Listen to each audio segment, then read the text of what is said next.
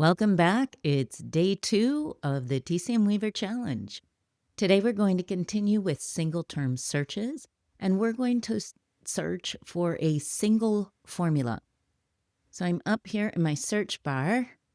Remember that, like herbs, a formula is a single idea, but it contains multiple words, so we have to put it in quotes. And we're going to look for Dinger one. I get 11 results. If you're using the Itsy Bitsy Weaver, that has a limited database, so you may not get the same number of results. You can see that we have different variations and related formulas that are listed. As you scroll down, here is the formula itself. All of the search terms are highlighted, and right below it, you even get to see the pattern. So we're going to click this little arrow to bring it up onto the workspace. And this is your standard note. I want to make one point about the ingredient list. If you're new to herbs, be prepared that the herbs listed here might occasionally be different than what an herb company lists on their products. This could be because they used a different source text. Sometimes there are multiple approaches to a formula, or they may have modified the ingredients to emphasize a certain aspect of treatment. If you have any questions, contact the herb company. So let's look and see what kind of formula information we can bring up in text view and open to the side. We're going to start with the formula category. Here it's Calm the Shen. When you pull a category up from within a formula node, it brings up the chapter that lists all of the patterns that are associated with the formulas in that chapter.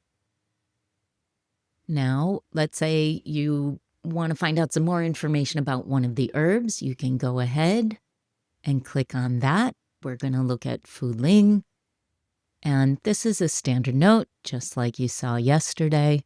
Here you can see there were some extra notes about this herb and then a lot more information on some of the Paozier, and those are the different Dui Haos.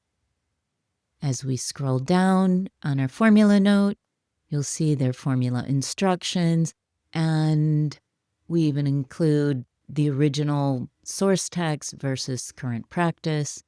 You have your cautions, contraindications, actions, indications. Then at the bottom, you're going to see the pattern and also this note, Dinger 1 variations. We're going to bring this up as well.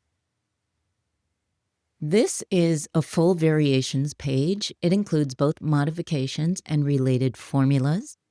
Depending on the formula, you may only have modifications, you may only have related formulas, or there could be no variations listed. But this one happens to have both ideas for how to modify the formula, and then the whole list of related formulas.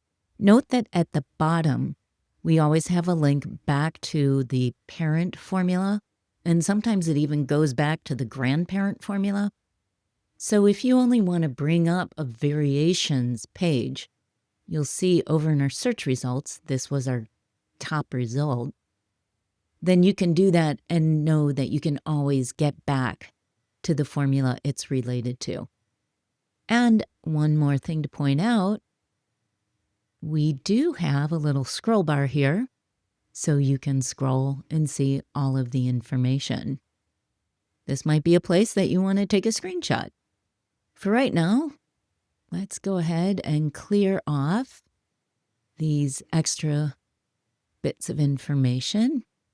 And we're going to head over to graph mode and look at a formula in graph mode. Let's have some fun, mix it up, and do this in dark mode today. So we're going to click on the node, and we have our 3 little icons to choose. We're going to use wander mode. I know this looks crazy. Don't worry, we're going to clean it up. Let's come over and filter.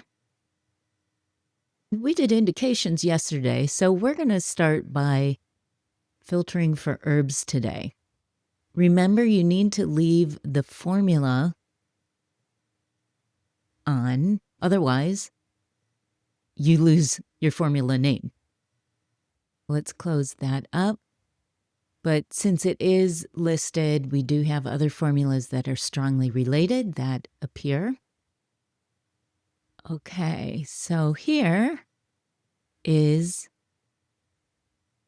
the formula with its herbs. Let me highlight something about the different lines. Here you can see that a single herb is connected to the formula. These are all the herbs that are in the formula. However, there's this extra line that connects Shirchongpu and Yuanzhi. That's because these two are a Dui Yao. So whenever you see lines connecting an herb to an herb, don't get confused thinking that it's in the formula. Those are a Dui Yao. And if you ever want to check to see what herbs are in a formula, this will come more into play when you have a couple different formulas up. You can bring that formula up in text view. And again, if you wanted to see what was happening with a certain herb, you can bring that herb up as well. So that is what it looks like when you're looking at herbs in a formula. Let's finish up by looking at indications. First, I'm going to deselect that. We'll make it a little messy, but we will clean it up by deselecting the herbs in the Paozhi. And oftentimes you can deselect Paozhi at the beginning as well and just look at the standard herbs. But here is, let me make that a little smaller. Here are all the indications. Again, you may want to move some of the information around so it's grouped together. You may want to see what all the pulse information is and keep that together. One other thing to note, as you work with the Weaver, you will see not every formula has tongue and pulse information. Don't think we've forgotten something. It just might not be there. Have fun playing around with this graph. Again, this is another great opportunity to take a screenshot. Join me tomorrow for day 3.